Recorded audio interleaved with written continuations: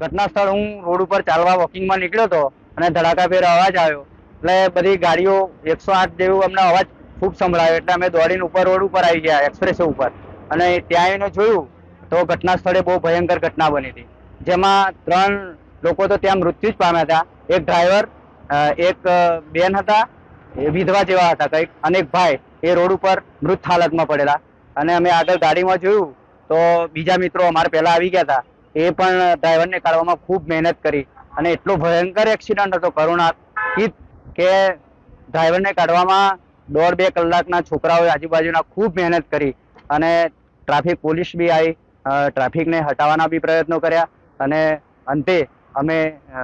એક ક્રેન આવી એનાથી પણ એમને ડ્રાઈવરને બહાર કાઢી અને અમે એક ધીરજનો શ્વાસ લીધો. એક્સિડન્ટ તો અમને ખબર નથી, પણ પછી ગાડીને આગળ આવીને અમે થોડું જોયું તો આગળ એક ટ્રક આડો થયેલો હતો અને એક ત્યાં ગાડી જીજો 5 નંબરની ગાડી